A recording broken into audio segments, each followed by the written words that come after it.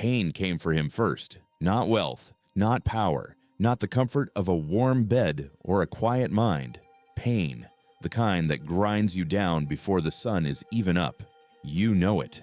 The morning your body refuses to move, the ache in your chest before you open the message you've been dreading, the exhaustion that has nothing to do with sleep. Now here is the question that should keep you here. What if everything you've been taught about avoiding that pain is the exact reason you stay weak? What if the suffering you keep running from is the only door to the strength you actually want? 2,000 years ago, one man built a code around that idea, and it was so brutal, so against the grain, that for centuries, almost no one dared teach it openly. Let me show you what he discovered. Rome. In the 1st century after Christ, a teacher named Musonius Rufus stands in front of a room of young men. They expect philosophy. They expect clever words about virtue and the soul. Instead, he tells them something that makes them shift in their seats. He tells them they are soft. He tells them that they have spent their whole lives fleeing discomfort and that this flight has made them fragile, anxious, and weak. Then he does something stranger.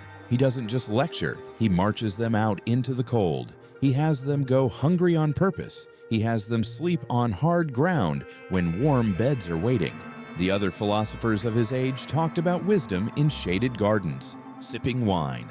Musonius made his students train their suffering like soldiers train their bodies. Why? Because he understood a law of human nature that we have completely forgotten. He said that virtue is not just something you study, it is something you practice. You cannot read your way into courage. You cannot think your way into resilience. You have to rehearse it. And the only way to rehearse it is to deliberately walk into the very thing your mind is begging you to avoid. But here is what almost no one realizes about this man. He didn't preach from comfort. He was tested in ways most of us will never face. The Emperor Nero, paranoid and cruel, saw Musonius as a threat. Philosophers who taught men to be unafraid of death were dangerous to a tyrant who ruled through fear. So Nero banished him, sent him to a barren, rocky island called Gyros, a place with almost no water, almost no food, a place designed to break a man slowly. And this is where it gets strange. While other exiles wept and withered, Musonius did something no one expected. He explored the island. He found a hidden spring of fresh water that the locals swore did not exist. He turned a death sentence into a place of study. Students actually sailed across the sea to learn from him there. On the rock that was supposed to destroy him, he built a school.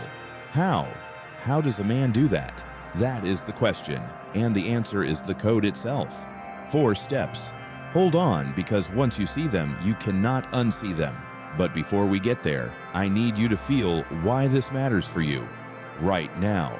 Because you're living through your own version of the island. Maybe it is not a rock in the sea. Maybe it is a job that drains you, a relationship that ended, a body that hurts, a future that feels uncertain. The circumstances change across 2,000 years. The experience does not. You wake up, and something heavy is sitting on your chest, and every instinct you have says the same thing it said to Nero's exiles. Avoid it, numb it, scroll past it, wait for it to pass. And how has that worked? Be honest. Every time you've run from discomfort, did it shrink or did it grow? Did the hard conversation get easier the longer you delayed it? Did the task you dreaded become less frightening the more you avoided it? You already know the answer. Avoidance is a loan with brutal interest. You feel relief now, and you pay for it with compounding weakness later. Musonius saw this clearly. He said that people who are unprepared for hardship are like soldiers who have never trained for battle. When the moment comes, they collapse. Not because they lack courage in their hearts, but because they never built the muscle. And you do not rise to the level of your intentions. You fall to the level of your training. So what was his training? What is the code? Here's where the first step begins. And it is the one most people get wrong. Step 1. Voluntary hardship. He taught that you must seek out small discomforts on purpose while the stakes are still low. Take the cold shower. Skip the meal. Walk when you could ride. Sit with boredom instead of reaching for your phone. Not because suffering is good in itself. That is the part people misunderstand.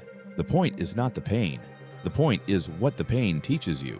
Every time you choose discomfort voluntarily, you are sending your own mind a message. The message is this: I can handle hard things. I do not break. And slowly, rep by rep, fear loses its grip on you. Step 2. Separate the event from the story. Musonius drilled into his students the oldest Stoic insight of all. It is not the thing that hurts you, it is your judgment about the thing. The cold water is just cold water. Your mind is the one screaming that it is unbearable. The hunger is just a sensation. Your mind is the one calling it suffering. When you learn to watch your own reactions like a calm observer, something shifts. You realize the event and your panic about the event are two different things, and only one of them is actually happening to your body. Now stay with me, because this is the turning point. This is where the ancient world and the modern laboratory shake hands across 2,000 years. Musonius could not have known the neuroscience, but he was describing something researchers now confirm. When you deliberately expose yourself to controlled stress, your nervous system adapts. Scientists call it hormesis. A small manageable dose of a stressor makes the whole system stronger. Cold exposure, fasting, hard physical effort, even the discomfort of difficult emotions faced head-on. Each one in the right dose builds capacity. The body that is never stressed does not grow soft by accident. It grows soft by design. Comfort is not neutral. Comfort in excess is slow decay. And here is the part that should stop you cold.